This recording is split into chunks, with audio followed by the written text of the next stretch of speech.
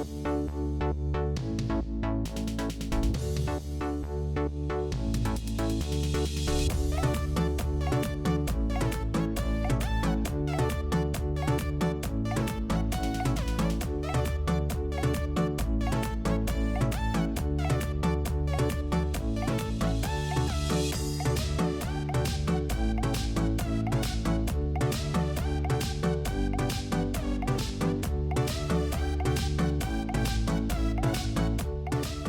आप सभी को इन्फॉर्म करना चाहती हूँ, इस सब्जेक्ट की ट्यूशन क्लासेस स्टार्ट हो चुकी हैं। जो भी बच्चा ट्यूशन क्लासेस लेना चाहता है तो वो दिए गए नंबर्स पर हमें कांटेक्ट कर सकता है। Hello students, welcome to Nivan math academy. I hope आप सभी बहुत अच्छे होंगे, आपकी स्टडी अच्छी चल रही होगी।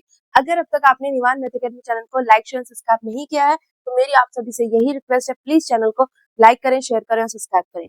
मैथमेटिक्स के इस सफर में मैं आप सभी का हार्दिक स्वागत करती हूँ। इसी तरीके से निवान मैथ अकेडमी के साथ पढ़ते रहिए और अपने सपनों की ओर बढ़ते रहिए। अगर आज हम बात करें कि आज का हमारा टॉपिक क्या होने वाला है, तो आज का जो टॉपिक है इस एक्सरसाइज का लास्ट क्वेश्चन होगा, क्वेश्चन नंबर 4। इससे पहले मैं आपको क्वेश्चन नंबर फर्स्ट, सेकंड और थर्ड करा चुकी हूँ। ठीक है, अगर हम बात करें तो ये वाला जो एक्सरसाइज चल रही है ये टाइप नंबर 3 के हिसाब से चल रही है। ठीक है, अब पूरा का पूरा पैटर्न आपको अच्छे से समझ आ चुका होगा कि किस तरीके से हमें इस पैटर्न को फॉलो करना है। अगर अब तक आपने इससे पहले वाली वीडियोस नहीं देखी है तो मेरी आपसे यही रिक्वेस्ट है, पहले उन वीडियोस को जरूर देखें, क्योंकि उसमें मतलब शुरू में बेसिक है, फिर जो क्वेश्चंस में मैंने किस तरीके से टैकल करना है वो सब चीजें बताई हुई है। ठीक है, तो वो वाले वीडियोस जरूर देखना। अब हम यहाँ पर सीधा क्वेश्चन नंबर 4 पर जा रहे हैं। ठीक है, पैटर्न वही रहेगा जो अब तक के क्वेश्चंस में रहा है। बस आपको एक बार बता देती हूँ, यहाँ पे टाइप नंबर 3 में हमारे पास क्या होता है, देखो जो चेंजेस आ रहे हैं वो सिर्फ इंटीग्रेटिंग फैक्टर फाइंड करने के तरीके पे आ रहे हैं। ठीक है, तो टाइप नंबर 3 में हमारे पास जो होगा, अगर हमारे पास mdx प्लस के ndy इक्वल टू 0 जो डिफरेंशियल इक्वेशन है, अगर वो मेरे पास इस फॉर्म में आपको दिखाई दे रही है, साथ ही साथ आपको ये कंडीशन मिल जाए तो आपका इंटीग्रेटिंग फैक्टर ये हो जाएगा। ठीक है, ये चीजें मैंने आपको बताई है कि इंस्पेक्शन मेथड को जल्दी से नहीं अप्लाई करना है। एंड इसके बाद जो फर्स्ट सेकंड टाइप है, सेकंड टाइप में आपको होमोजीनियस के लिए देख लेना है कि होमोजीनियस m और n में m को चेक करके देख लेना है। ठीक है, अगर होमोजीनियस है तो फिर आगे की बात करनी है, अदरवाइज नहीं करनी। ठीक है, देन अगर आपको डायरेक्ट ऐसी फॉर्म दिखाई दे रही है तो बिना सोचे समझे ये चीज निकालिए आप। ठीक है, और इंटीग्रेटिंग फैक्टर आपके पास आ जाएगा। क्लियर, आगे बात समझ। अब हम इसका क्वेश्चन नंबर 4 करने जा रहे हैं, और ये वाला जो है टाइप नंबर जो 3 है, इसका मतलब पूरा का पूरा बेसिक और उसके पूरे के पूरे एग्जाम्पल और एक्सरसाइज के क्वेश्चंस फिनिश हो गए। ठीक है, अगर हम यहाँ पे बात करें तो मेरे पास देखो ऑलरेडी फॉर्म बनी हुई है। ठीक है, क्लियर है, ऑलरेडी फॉर्म बनी हुई है। फिर भी बच्चों को मैं यही चीज बताती हूँ कि अगर हम चल रहे हैं तो इंटीग्रेटिंग फैक्टर जो ऑलरेडी बना हुआ है तो उसी हिसाब से निकाल लो। बट अगर आपको देखना हो कि भाई हम होमोजीनियस वाले से क्यों नहीं कर रहे, टाइप फर्स्ट तो अभी जल्दी से इंस्पेक्शन वाला तो नहीं अप्लाई करना, टाइप सेकंड जो है वो क्यों नहीं अप्लाई करे, तो होमोजीनियस चेक करके आप देख लेना। ठीक है, देन टाइप थर्ड की हम बात कर ही रहे हैं। अगर हम सॉल्यूशन पे चले तो सॉल्यूशन का सबसे पहला जो स्टेप है वो हमारे पास क्या है, स्टेप नंबर फर्स्ट, कि हमें ये चेक करना होता है कि गिवन डिफरेंशियल इक्वेशन क्या मेरे पास mdx प्लस के ndy इक्वल टू 0 की फॉर्म में गिवन है कि नहीं। ठीक है, तो यहाँ पर हम लिखते हैं जो गिवन डिफरेंशियल इक्वेशन है हमारे पास, तो here the given differential equation is, here the given differential equation is, तो मेरे पास गिवन डिफरेंशियल इक्वेशन क्या है, xy sin xy plus cos xy। ठीक है, और यहाँ पर मेरे पास है y dx प्लस यहाँ पर xy sin xy माइनस के cos xy और यहाँ पे x dy इक्वल टू 0। ठीक है, तो ये मेरे पास क्या है, यहाँ पर गिवन डिफरेंशियल इक्वेशन। एक बार चेक कर लेते हैं कि सेम ही लिखी है मैंने। हाँ, अब यहाँ पे हमें देखना होता है m dx, तो ये पूरा का पूरा क्या हो गया, m n dy, ये पूरा का पूरा क्या हो गया, n। तो m dx n dy मेरे पास क्या है, ये उस फॉर्म में है, m dx प्लस के n dy इक्वल टू 0 के फॉर्म में है। तो क्योंकि ये चीजें हम इसलिए चेक करते हैं, अगर बाई चांस नहीं होती है तो उसको हम बनाते हैं। ठीक है, तो ये डायरेक्ट हमारे पास यहाँ पे it is the form of, it is the form of M D X plus K N D Y equal to 0। ये हमारे पास M D X plus K N D Y equal to 0 की form में है। अब जैसे ही इस form में आपको दिखाई देगी तो आपका टारगेट क्या होगा, यहाँ पे एम और एन की वैल्यू को लिखना। तो मेरे पास यहाँ पर एम की वैल्यू क्या है, ये डी एक्स के साथ वाला। मैंने हमेशा आपको यही बात बोली है कि जब भी आप m की वैल्यू को लिखो तो dx के साथ वाला।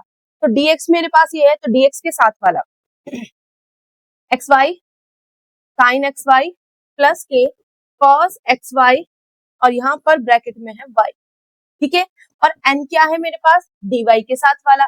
तो dy के साथ वाला क्या है, ये पूरा का पूरा। तो यहाँ पे क्या आ जाएगा, xy sin xy माइनस के cos xy और ब्रैकेट में यहाँ पे है x, ठीक है। तो देखो xy sin xy, यहाँ पे cos xy है, वहां पे y की जगह x है और यहाँ पे प्लस की जगह माइनस है।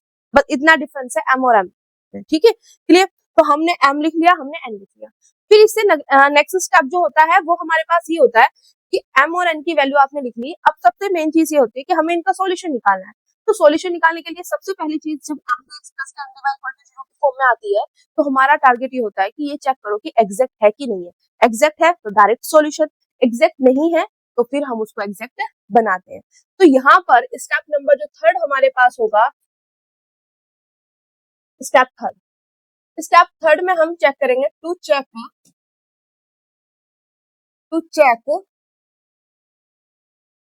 एग्जैक्टनेस, टू चेक एग्जैक्टनेस, ठीक है, क्लियर, बात समझ आ गई।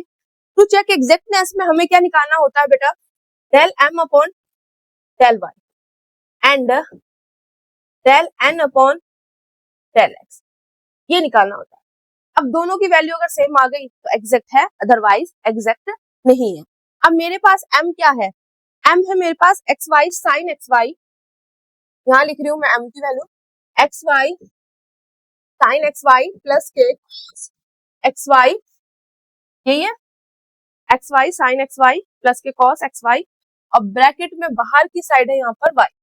तो इस y के अंदर एंट्री करवा दूं तो यहाँ पे क्या हो गया, x y square sin xy plus के cos xy, ये मेरे पास आ गया, ठीक है। ये हो गया मेरे पास m और n की वैल्यू क्या दी हुई है, n की वैल्यू है xy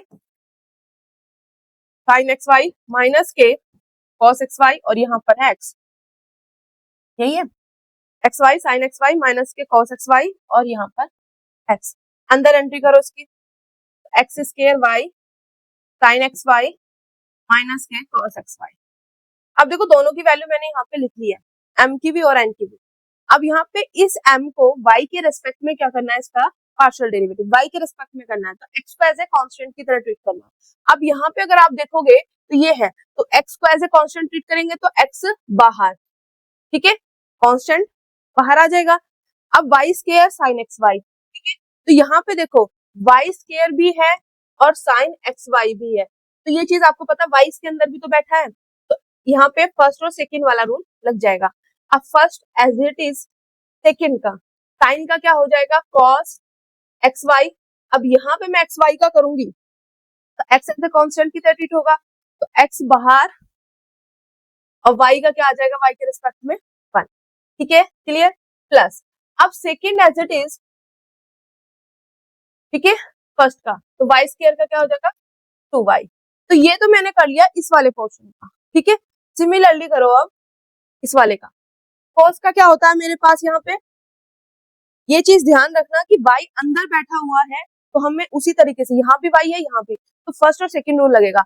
x as a constant की तरह ट्रीट होगा तो x बाहर, ये फर्स्ट और सेकंड, तो first as it is second का, ठीक है, तो साइन का cos हो गया और यहाँ पे इसका भी तो करेंगे, फिर x बाहर एज ए कांस्टेंट ट्रीट होगा, y का 1 प्लस अब सेकंड एज इट इज और फर्स्ट का, तो y स्क्वायर का क्या हो जाएगा 2y। अब यहाँ पे cos का क्या होता है, माइनस के साइन, तो प्लस माइनस क्या हो जाएगा यहाँ पे माइनस, माइनस के साइन xy। अब वही चीज है, फिर xy का भी तो करेंगे, x एज ए कांस्टेंट, ये बाहर और y का आ जाएगा यहाँ पे 1। तो मेरे पास यहां से निकल के ये आ गया, ठीक है, क्लियर हो गया। अब अगर मैं इसको सॉल्व करूं तो सॉल्व करके मेरे पास क्या आएगा, अंदर मल्टीप्लाई करवाओ, x y स्क्वायर, देखो x स्क्वायर ये भी है, x स्क्वायर आ जाएगा, x square y square cos xy plus यहाँ पर 2xy sin xy, ठीक है, और ये आ जाएगा माइनस के x sin xy। तो मेरे पास यहाँ से ये निकल के आ गया, मतलब del m upon del y। ध्यान से समझो, इसके अंदर मल्टीप्लाई कराई, एक x ये रहा, एक ये रहा, तो x स्क्वायर हो गया, y स्क्वायर cos xy, वहां पे 2y था तो यहाँ पे x, तो 2xy sin xy माइनस के x sin xy, ठीक है, क्लियर। तो ये मेरे पास जो निकल के आया, ये आया मेरे पास del m upon del y की वैल्यू, ठीक है। अब मुझे निकालनी है यहाँ से del n upon del x की, यहाँ पर इक्वेंट del m upon del y, ठीक है। अब मुझे निकालनी है del n upon del x की। अब मेरे पास देखो x के रिस्पेक्ट में कर रही हूँ तो y को ऐसे कांस्टेंट ट्रीट करूंगी, तो y यहाँ से बाहर अंदर, देखो अंदर y तो देखो बाहर आ गया, यहाँ पे अंदर क्या बचा, x स्क्वायर है, यहाँ पर sin xy है, आगे बात समझ, x स्क्वायर है sin xy है। अब यहाँ पे अगर आप नोटिस कर रहे हो तो यहाँ पे भी x बैठा है, तो यहाँ पे हम लगाएंगे फर्स्ट सेकंड का रूल, ठीक है। तो first as it is x square as it is sin का क्या हो जाएगा cos, ठीक है, sin का क्या हो जाएगा cos। अब यहाँ पे अंदर वाले का भी तो होगा, अब x के रिस्पेक्ट में कर रहे हैं तो y एज ए कांस्टेंट, तो y मेरे पास ऐसे, और x का क्या हो जाएगा यहाँ पे 1, ठीक है, प्लस अब मेरे पास सेकंड एज इट इज, ठीक है, फर्स्ट का क्या हो गया मेरे पास 2x, क्लियर। तो ये पहले वाले के लिए हमने कर दिया, माइनस, अब देखो यहाँ पे मेरे पास क्या है cos का क्या होता है माइनस में, तो cos का माइनस के साइन आएगा, माइनस के साइन, तो माइनस माइनस प्लस, तो यहाँ पे आ गया साइन, ठीक है, cos का होता है माइनस के sine, minus minus plus sine x Y. अब यहाँ पे भी एक्स वाई, मतलब y बाहर, x का क्या हो जाएगा 1, x का क्या हो जाएगा मेरे पास 1, क्योंकि x के रिस्पेक्ट में कर रहे हैं तो y बाहर आएगा, ठीक है, x के रिस्पेक्ट में कर रहे हैं तो y बाहर और x का क्या हो जाएगा 1। तो मेरे पास यहाँ से del n upon del x की जो वैल्यू आई है वो क्या आई है, अंदर मल्टीप्लाई करो, देखो x स्क्वायर y और y स्क्वायर cos xy, ठीक है, अंदर यहाँ पर प्लस 2x है और एक y ये है, तो क्या हो गया 2xy sin xy, और यहाँ से मेरे पास आ गया प्लस y sin xy, ठीक है। तो यहाँ से मेरे पास ये निकल के आया और यहाँ से निकल के आया ये। अब हमें दोनों में ये चेक करना है कि मेरे पास यहाँ पर दोनों की वैल्यू सेम है कि नहीं है। तो अगर आप नोटिस करोगे यहाँ पे तो x square y square cos xy plus के 2xy sin xy, अब तक तो कहानी बढ़िया चल रही थी, दोनों सेम है, यहाँ पे माइनस है, यहाँ पे प्लस है, यहाँ पे आके चेंज हो गई और देखो यहाँ पे sin xy बट यहाँ पर x है, यहाँ पर y, ठीक है, क्योंकि देखो यहाँ पर जो हमने किया था तो एक्स वाई है, तो एक्स वाई में y के रिस्पेक्ट में कर रहे हैं तो x as a constant y का 1 हो गया, यहाँ पे x के रिस्पेक्ट में कर रहे हैं तो एक्स वाई मतलब y बाहर x का 1 हो गया, ठीक है। तो इस तरीके से सिर्फ डिफरेंस जो यहाँ तक का पोर्शन है वो तो हमें सेम दिखाई दे रहा है, बट यहाँ पर आके डिफरेंस आ गया, जिसकी वजह से हम कह सकते हैं कि मेरे पास जो गिवन डिफरेंशियल इक्वेशन है वो एग्जैक्ट नहीं है। तो यहाँ पे हम कह सकते हैं कि here imply del m upon del y not equal to del n upon del x, ये दोनों के दोनों क्या है मेरे पास इक्वल नहीं है, जिसकी वजह से डिफरेंशियल इक्वेशन क्या होगी मेरे पास इज नॉन एग्जैक्ट, वो क्या होगी मेरे पास नॉन एग्जैक्ट, ठीक है, differential equation is non exact. अब जैसे ही नॉन एग्जैक्ट हुई तो सबसे पहला टारगेट अब हमारा ये रहेगा कि मैं इसको क्या बनाऊं एग्जैक्ट बनाऊं, एग्जैक्ट बनाने के बाद ही हम इसके सॉल्यूशन की बात करेंगे। तो एग्जैक्ट किसकी हेल्प से बनेगा, एग्जैक्ट बनेगा इंटीग्रेटिंग फैक्टर निकालने की हेल्प से, मतलब इंटीग्रेटिंग फैक्टर मतलब हमें क्या निकालना पड़ेगा इंटीग्रेटिंग फैक्टर। तो मेरे पास जो अगला स्टेप होगा स्टेप नंबर 4 वो होगा मेरे पास टू फाइंड इंटीग्रेटिंग फैक्टर, तो मुझे यहाँ पर अब फाइंड करना पड़ेगा इंटीग्रेटिंग फैक्टर, ठीक है, क्लियर बात समझ आई। क्योंकि देखो सिंपल सी चीज है, नॉन एग्जैक्ट आ गया, अब मुझे एग्जैक्ट बनाना है, तो एग्जैक्ट बनाने के लिए कौन हेल्प करता है, एक फैक्टर आता है जिसका नाम है इंटीग्रेटिंग फैक्टर, तो वो नॉन एग्जैक्ट को किस में चेंज कर देगा एग्जैक्ट में चेंज कर देगा। अब मेन चीज है हमें यहाँ पे इंटीग्रेटिंग फैक्टर फाइंड करना है। अब इंटीग्रेटिंग फैक्टर को फाइंड करते हैं और अपने आगे का प्रोसेस स्टार्ट करते हैं। अब देखो इंडिकेटिंग फैक्टर जो है हमारा यहाँ पे चल रहा है टाइप, ठीक है, जिसमें मैंने आपको दिखाया कि ऑलरेडी जो डिफरेंशियल इक्वेशन है वो उस फॉर्म में है। पर टाइप 2 हम यहाँ पर क्यों यूज नहीं करेंगे वो मैं बता देती हूँ। टाइप 2 में हमें होमोजीनियस का देखना होता है, ठीक है। अब होमोजीनियस में सबसे पहले m को ही देख लो, क्योंकि जब मैंने होमोजीनियस वाला कराया था तो उसमें m और n होमोजीनियस होना चाहिए, है ना। वो वाली मैंने पूरी पोर्शन आपको कराया हुआ है, नहीं देखा है तो पहले जाके उसको जरूर देखना, ठीक है। अब मेरे पास जो m है, m क्या है, x y sine x y, x y sine x y, sine x y plus के कॉस एक्स वाई, और यहाँ पर मेरे पास y, आई होप यही है, x y sine x y plus के कॉस एक्स वाई और y, ठीक है। तो ये मेरे पास जो m होता है ये किसका फंक्शन होता है, एक्स वाई का फंक्शन। किसका फंक्शन होता है, एक्स वाई का फंक्शन। अब जब भी हम होमोजीनियस की बात करते हैं तो हमें पता है कि हम क्या करते हैं, x की जगह लैम्डा x, y की जगह लैम्डा y यहाँ पर पुट करते हैं, ठीक है, और फिर हम इसको चेक करते हैं। तो यहाँ पे x की जगह आप लैम्डा x रखोगे, y की जगह क्या रखोगे, लैम्डा y। साइन x में अगर आप देखोगे तो साइन में यहाँ पे x की जगह लैम्डा x और y की जगह lambda y, plus cos x की जगह लैम्डा x, y की जगह लैम्डा y, ब्रैकेट क्लोज, यहाँ पे लैम्डा y। तो अगर आप यहाँ पे नोटिस करोगे बेटा, देखो यहाँ पे तो हो जाएगा लैम्डा स्क्वायर, ठीक है। अब साइन के अंदर यहाँ पर साइन में लैम्डा स्क्वायर एक्स वाई, अब ये तो बाहर नहीं निकलेगा, तो इसका मतलब कभी भी वापस मेरे पास एम एक्स वाई बनेगी ही नहीं। ये एम एक्स वाई जो है ये कभी भी बनेगा नहीं। इसका मतलब हो गया कि मेरे पास होमोजीनियस होगा ही, ठीक है। क्योंकि मेन चीज होता है इस पूरे से लैम्डा को बाहर निकालो और जो रिमेनिंग रह जाए बस वो सिर्फ ये वाला पोर्शन रहे, मतलब एम जो है वापस आ जाए।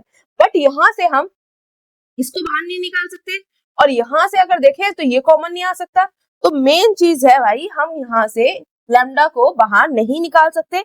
लैम्डा को बाहर नहीं निकालेंगे तो m मेरे पास क्या है, होमोजीनियस नहीं है। m होमोजीनियस नहीं है तो आगे हम होमोजीनियस वाले की बात ही नहीं करेंगे। तो इसका मतलब यहाँ पे हम टाइप नंबर 3 में सिंपल सा फंडा है। सबसे पहले यहाँ पे हमारे पास किस तरीके की फॉर्म होनी चाहिए, देखो अगर टाइप 3 में देखो तो पहली फॉर्म ऐसी होनी चाहिए कि मेरे पास यहाँ पे y dx, मतलब dx के साथ यहाँ पे y बैठा हो, साथ ही में अगर यहाँ पर मेरे पास dy है तो यहाँ पर x बैठा हो। इस तरीके से मेरे पास हो कि dx के साथ y और dy के साथ x, और यहाँ पर मेरे पास क्या है, एक्स वाई का फंक्शन होना चाहिए और यहाँ पर भी कोई एक्स वाई का फंक्शन होना चाहिए। अगर आप नोटिस करोगे तो देखो यहाँ पर dx के साथ y है, dy के साथ x है, x y x y x y, तो पूरा का पूरा एक एक्स वाई का फंक्शन हुआ कि नहीं, हो गया x y x y x y, तो ये पूरा का पूरा एक्स वाई का फंक्शन हुआ कि नहीं, हो गया ना। आगे बात समझ। तो मेन चीज है आपको यहाँ पर ये चीज दिखनी चाहिए कि भाई dx के साथ y है, dy के साथ x है और यहाँ पे xy का फंक्शन है, यहाँ पे भी xy का कोई दूसरा फंक्शन है, ठीक है। आगे बात समझ। तो पहली फॉर्म जो है वो तो हमारे पास यहाँ पर बन रही है। सेकेंड कंडीशन अगर हो जाए तो हमारा काम हो जाएगा या नहीं हो जाएगा। सेकेंड कंडीशन में क्या है कि mx माइनस के ny मेरे पास क्या आना चाहिए, नॉन जीरो आना चाहिए, मतलब उसकी वैल्यू 0 नहीं होनी चाहिए। तो ये वैल्यू निकाल लो और पता चल जाएगा। अब मेरे पास m क्या है, m अभी x y sine x y plus के कॉस एक्स वाई, यहाँ पे x y sine x y plus के कॉस एक्स वाई, और यहाँ पर y है मेरे पास, यही है ना, x y sine x y plus के कॉस एक्स वाई, बाहर y। अब यहाँ पे देखो पूरा लिख दिया मैंने m, अब ये x भी तो है तो यहाँ पर ये x माइनस n की वैल्यू क्या है, x y sine x y minus k cos x y, और यहाँ पर है उसमें x और ये साथ में मल्टीप्लाई किससे हो रहा है, y से। आगे बात समझ, क्लियर हो गया, ठीक है। इतना काम होने के बाद अब इसकी कर दो अंदर मल्टीप्लाई, पूरा ओपन कर दो। तो यहाँ पे देखो क्या होगा, X X X square Y square sine x Y, यहाँ पे क्या आ जाएगा, X Y cos x Y, यहाँ पे देखो X square Y square sine x Y. अब देखो plus minus minus minus minus plus, और यहाँ पे क्या आ जाएगा मेरे पास, X Y cos x Y. ठीक है, क्लियर हो गया। अब देखो यहाँ पे X square Y square sine x y, x square Y square sine x square, दोनों कैंसिल। यहाँ पे जो रिमेनिंग बचा देखो दोनों साइन सेम है, x y cos x y, तो दोनों सेम है। तो यहाँ पे मेरे पास हो जाएगा बेटा 2xy cos xy, ये मेरे पास यहाँ पे वैल्यू निकल के आ गई। तो यहाँ से जो ये वैल्यू मेरे पास आ गई है, तो हम क्या बोल सकते हैं यहाँ पर आइए मेरे पास mx माइनस के ny की ये वैल्यू। तो यहाँ से हम क्या बोल सकते हैं कि mx माइनस के ny ये आ गया मेरे पास नॉन जीरो। तो दोनों कंडीशन सेटिस्फाई होगी कि भाई पहले मेरे पास ये इस फॉर्म में है, दूसरा mx minus k ny not equal to zero, मतलब इसकी वैल्यू जीरो नहीं है। तो इसका मतलब हमारे पास जो इंटीग्रेटिंग फैक्टर होगा वो क्या होगा 1 upon mx minus k ny। ये मेरे पास क्या आ गया इसका इंटीग्रेटिंग फैक्टर। अब इंटीग्रेटिंग फैक्टर ये आ गया बेटा, तो यहाँ से 1 अपॉन क्या है मेरे पास mx minus k ny 2xy cos xy, 2xy cos xy, ये मेरे पास क्या हो गया इसका integrating factor 1 upon 2xy cos xy। ठीक है, अब इंटीग्रेटिंग फैक्टर मिलते ही आप अब क्या निकालोगे, स्टेप नंबर 4 था वो, स्टेप नंबर 5 में अब आप निकालोगे m1 की वैल्यू। m1 हमारे पास क्या क्या आता है, m मल्टीप्लाई इंटीग्रेटिंग फैक्टर। कैसे होता है भाई, ये चीज आपको पता है। मेरे पास क्या है m dx प्लस के n dy, ये वाली मेरे पास डिफरेंशियल इक्वेशन है। अब मेरे पास क्या है, ये नॉन एग्जैक्ट हुई, तो भाई यहाँ पे इंटीग्रेटिंग फैक्टर की मल्टीप्लाई करके इसको क्या बना देंगे हम एग्जैक्ट, इसको क्या बना दिया हमने एग्जैक्ट। तो ये क्या बन गई मेरे पास एग्जैक्ट। अब एग्जैक्ट बनते ही ये वाला को नाम दे दिया मैंने m1 और इस वाले को नाम दे दिया मैंने n1। ठीक है, तो मेरे पास जो आई m1 dx plus k n1 dy, ये क्या बननी चाहिए मेरे पास एग्जैक्ट। तो वही चीज हम निकालते हैं यहाँ पे कि m1 की वैल्यू क्या है m multiply integrating factor, n1 की वैल्यू क्या है n मल्टीप्लाई इंटीग्रेटिंग फैक्टर। ठीक है, तो यहाँ से ये चीजें हम क्या करेंगे फाइंड करेंगे अब। तो मेरे पास m1 क्या हो जाएगा m multiply integrating factor, m multiply integrating factor. अब यहाँ पे इंटीग्रेटिंग फैक्टर जो आएगा मेरे पास, m की वैल्यू क्या है मेरे पास यहाँ पे xy साइन xy प्लस के cos xy। ठीक है, यही है। और मल्टीप्लाई इंटीग्रेटिंग फैक्टर तो डिवाइड में आ जाएगा 2xy cos xy, क्योंकि ऊपर वाले किससे मल्टीप्लाई करूंगी यही आ जाएगा, 1 से मल्टीप्लाई करूंगी यही आएगा और नीचे ही आ जाएगा। ठीक है, तो मेरे पास ये आ गया। बस अब इसको क्या करना है, थोड़ा सा सिंप्लीफाई करना है और आगे इसको क्या कर लेना है सॉल्यूशन के लिए तैयार।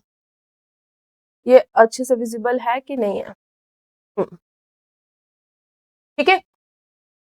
यहाँ से m1 इसके अपॉन में अलग, इसके अपॉन में अलग, तो यहाँ से आ जाएगा। तो यहाँ पे आई थिंक y है,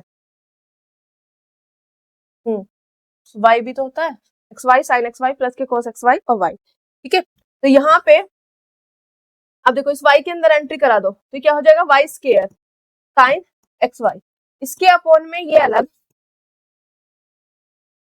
ठीक है, प्लस यहाँ पे y cos xy, इसके अपॉन में अलग 2xy cos xy। ठीक है, y के अंदर एंट्री कराई तो x y square sin xy, इसके अपॉन में अलग, y cos xy इसके अपॉन में अलग। ठीक है, तो यहां से मेरे पास x से x कैंसिल, ठीक है, और एक y से एक y कैंसिल हो जाएगा, यहाँ पे y से y कैंसिल, cos से cos कैंसिल। तो m1 मेरे पास यहाँ पे क्या आया ऊपर, यहाँ पे एक y बचा sin xy, यहाँ पे बचा 2 cos xy, यहाँ पे मेरे पास कुछ भी नहीं बचा, ऊपर 1 आ जाएगा, यहाँ पे नीचे बचा सिर्फ 2x। ठीक है, क्लियर। तो ये आ गया मेरे पास यहाँ पे m1 और अच्छे से मैं अभी इसको सिंप्लीफाई कर रही हूँ।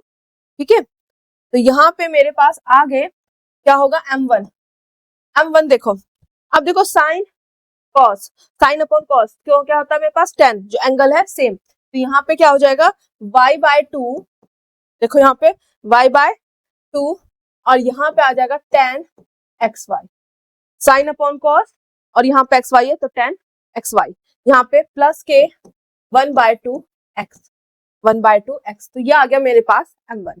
अब यहाँ इसी तरीके से हमें क्या निकालना है, यहाँ पे n1, n1 क्या होगा, n मल्टीप्लाई इंटीग्रेटिंग फैक्टर, तो n1 की मेरे पास यहाँ पे वैल्यू क्या आएगी, n1 की वैल्यू इस तरीके से आएगी भाई, यहाँ पे n की वैल्यू लिखो x y sine x y minus k cos x y, और बाहर है यहाँ पर x, और इंटीग्रेटिंग फैक्टर क्या है मेरे पास, ये वाला, ठीक है। तो ये डिवाइड में यहाँ पे, क्योंकि ऊपर की मल्टीप्लाई होके यही आ जाएगा, नीचे 2xy cos xy, ये आ गया मेरे पास, ठीक है। क्लियर हो गया, किसी को कोई दिक्कत यहाँ तक, आगे बात समझ, आगे देखो n1 यहाँ पे हो जाएगा x square y sine x y, इसके डिवाइड में ये अलग 2xy cos xy, ठीक है। और यहाँ पे मेरे पास x cos xy, ठीक है, इसकी मल्टीप्लाई से कर दी, और अपॉन में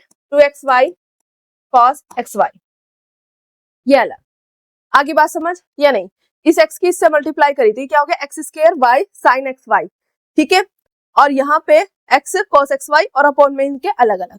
अब देखो यहाँ पर y से y कैंसिल, एक x से एक x कैंसिल हो जाएगा, ठीक है, यहाँ से x कैंसिल, इससे ये कैंसिल, तो n1 मेरे पास यहाँ पे क्या आएगा, यहाँ पे बचा मेरे पास x रिमेनिंग सिर्फ x बच रहा है, यहाँ पे साइन एक्स वाई अपॉन, यहाँ पे बचा 2 cos एक्स वाई, यहाँ पे मेरे पास 1/2y, और सब क्योंकि यहाँ पे कुछ भी नहीं तो 1, यहाँ पे मेरे पास है 2y, ठीक है। तो अब इसको अगर मेरे को यहाँ पे थोड़ा सा वो करना होगा सॉल्व, तो कैसे करेंगे,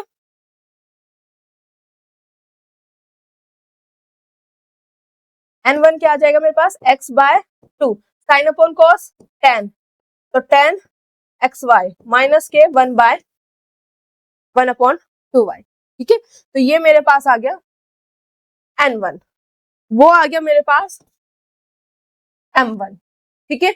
अब m1 और n1 आ चुके हैं, बस अब हमें यहाँ पे क्या चेक करना होगा, चेक करना होगा कि क्या मेरे पास जो m1 और n1 आ रहे हैं, तो मेरे पास कुछ यही तो बन रहे हैं m1 dx plus k n1 dy। अब देखो जो मैंने यहाँ पे मेरे पास नॉन एग्जैक्ट ये थी, ठीक है, यही तो थी नॉन एग्जैक्ट, अब यहाँ पे इंटीग्रेटिंग फैक्टर की एंट्री कराते ही ये मेरे पास क्या बननी चाहिए, एग्जैक्ट बननी चाहिए। अब एग्जैक्ट बननी चाहिए तो एक बार हम यहाँ पे चेक कर लेते हैं क्या ये मेरे पास एग्जैक्ट बन रही है या नहीं बन रही, तो उसके लिए हमें क्या निकालना पड़ेगा, del m1 upon del y और del n1 upon del x, बस ये निकाल के देख लेंगे और हमारे श्योरिटी यहाँ पे हो जाएगी कि इंटीग्रेटिंग फैक्टर की मल्टीप्लाई वैसे होना चाहिए एग्जैक्ट, तो उसी की श्योरिटी के लिए हम यहाँ पे चेक करते हैं, ठीक है। तो अब हम यहाँ पे del m1 upon del y निकालेंगे, del n1 upon del x यहाँ पे निकालेंगे, तो मेरे पास यहाँ पे del m1 upon del y क्या होगा, मतलब m1 को मुझे y के रेस्पेक्ट में करना है, तो y के रिस्पेक्ट में करना है, तो x as a constant treat, तो ये पूरा का पूरा कांस्टेंट की तरह ट्रीट होगा, तो इसका तो मेरे पास यहाँ पर हो जाएगा भाई 0, ये वाला तो मेरे पास होगा 0। अब जो पहला वाला है बेटा इसका करना है, तो ये क्या है y/2 tan xy, y/2 tan xy।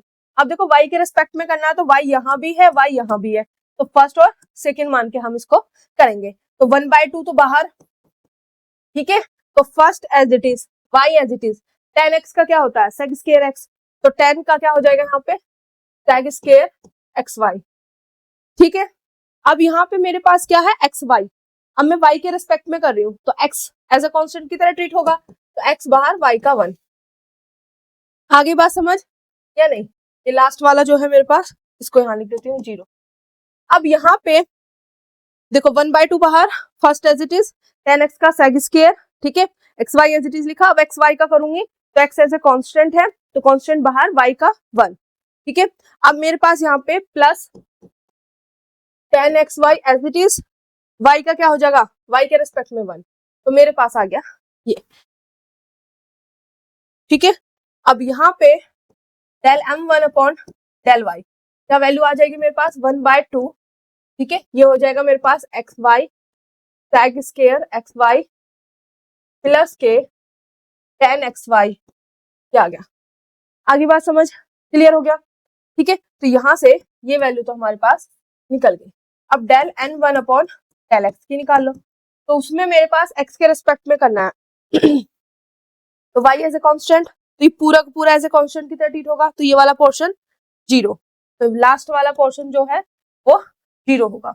अब इसमें देखो x/2 tan xy, x/2 tan xy, तो 1/2 बाहर, ठीक है। अब इसका चलेगा फर्स्ट और second, first as it is मतलब x as it is, tan का क्या होगा, tan का होगा sec स्क्वायर xy। अब xy में xy है, x के रिस्पेक्ट में करूँ तो y as a constant, x का x के रिस्पेक्ट में क्या हो जाएगा 1, तो यहाँ पे आ जाएगा मेरे पास y प्लस, अब मेरे पास second as it is first का, तो सेकंड क्या है tan xy और फर्स्ट है मेरे पास x, तो x का x के रिस्पेक्ट में क्या आ जाएगा 1, x का x के रिस्पेक्ट में होगा 1, ये मेरे पास यहाँ पर आ गया।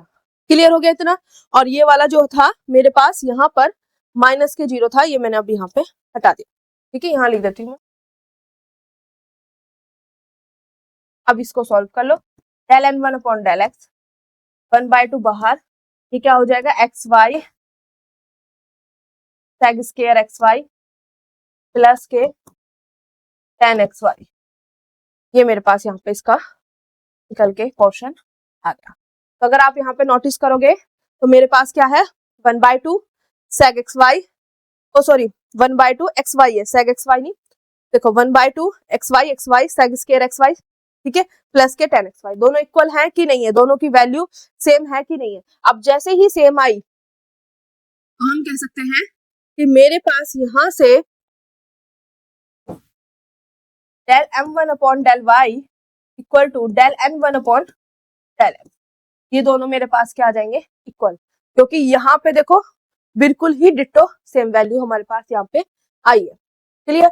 अब ये आते ही हम बोल देंगे m1 dx plus k n1 dy equal to 0, differential equation जो है मेरे पास ये वाली differential equation, this is exact, क्या है एग्जैक्ट डिफरेंशियल इक्वेशन है।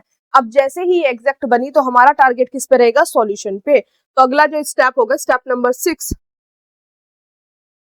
वो क्या होगा मेरे पास स्टेप नंबर 6, वो मेरा होगा टू फाइंड इट्स सॉल्यूशन, मतलब मुझे क्या करना है इसका सॉल्यूशन फाइंड करना है। तो यहाँ पे अब मैं क्या करूंगी, यहाँ पे इसका टू फाइंड इट्स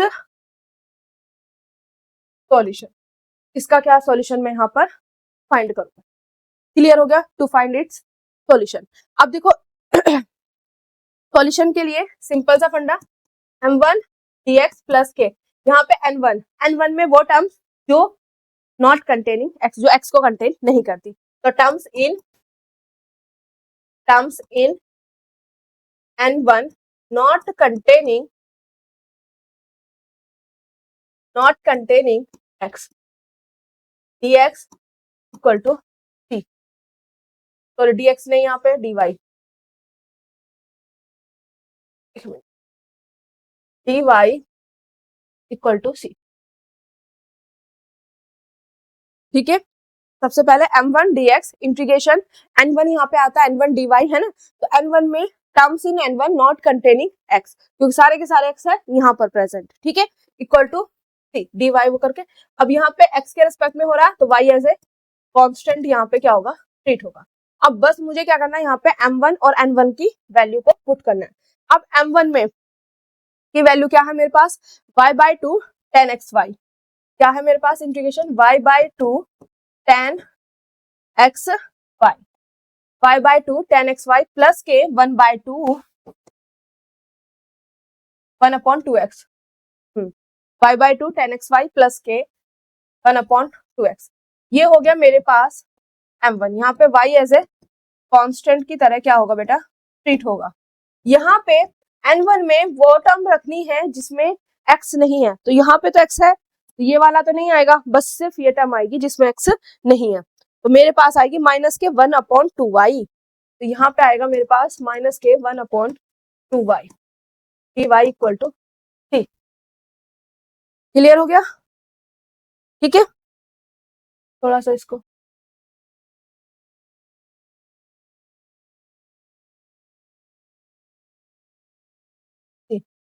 अब देखो यहाँ पे y एज ए कांस्टेंट है, तो y एज ए कांस्टेंट तो इंटीग्रेशन से बाहर, इंटीग्रेशन यहाँ पे किसका रह गया, tan xy। अब देखो यहाँ पे भी y है, तो यहाँ पे हम लिखेंगे y एज ए कांस्टेंट की तरह क्या हो रहा है भाई, यहाँ पे ट्रीट हो रहा है, और यहाँ पे आ जाएगा dx, ठीक है, प्लस 1/, वो सॉरी 1/2 इंटीग्रेशन से बाहर 1/x dx, plus minus minus 1/2 integration से बाहर 1/y dy equal to c। आगे बात समझ क्या किया, देखो सबको अलग अलग कर दिया, यहाँ पे y एज ए कांस्टेंट की तरह ट्रीट कर रहा है, तो इंटीग्रेशन से बाहर 2 भी बाहर, ठीक है, तो ये पूरा पोर्शन बाहर, रिमेनिंग रह गया ये। अब यहाँ पे भी y प्रेजेंट है, तो इसलिए मैंने यहाँ पे लिखा है y as a constant treat हो रहा है, यहाँ से 1/2 बाहर है, तो रिमेनिंग 1/x यहाँ पे रह गया, यहाँ पे प्लस माइनस माइनस 1/2 बाहर, इंटीग्रेशन से दिस। अब बस मुझे यहाँ पे क्या करना है, इसका सॉल्यूशन लिखना है, ठीक है, तो मैं यहाँ पे इसको इस तरीके से ऊपर कर रही हूँ भाई, और यहीं पे इसका सॉल्यूशन करा रही हूँ, अगले पेज पे जाने की जरूरत ना पड़े।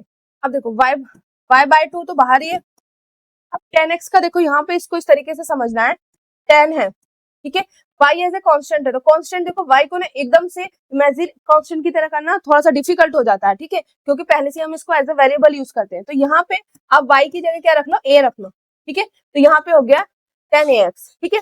अब मुझे पता है, अगर मैं बात करूं tan x का इंटीग्रेशन क्या होता है, log sec x, यही होता है, तो यहाँ पर हम क्या करेंगे, tan x का क्या होता है, log sec x, तो tan ax का log sec ax, a की जगह क्या है y, तो ये आ गया xy।